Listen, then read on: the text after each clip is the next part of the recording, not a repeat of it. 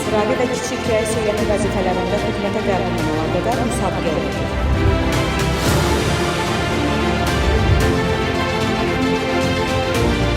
Onlayn müraciət edərək bölgələrə getmədən Bakıda da sıra baxışı iştirak etmək mümkündür.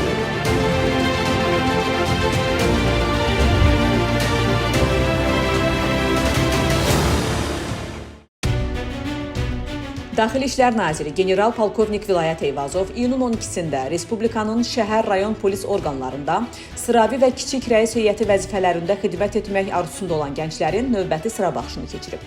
Bakı şəhərində keçirilən sıra baxışında Daxili İşlər Nazirliyinə onlayn qaydada müraciət etmiş gənclərdən daha hazırlıqlı olan 138 nəfər seçim turunun növbəti mərhələsinə buraxılıb ki, onlardan da 19 nəfəri vətən müharibəsi iştirakçısıdır. Gənclər qarşısında çıxış edən Nazir Vilayət Eyvazov seçim turunun digər mərhələlərindən də uğurla keçərək daxili işlər orqanlarında xidmətə qəbul edəcək gənclərə gələcək fəaliyyətlərində uğurlar arzulayıb, tapşırıq və tövsiyələrini verib.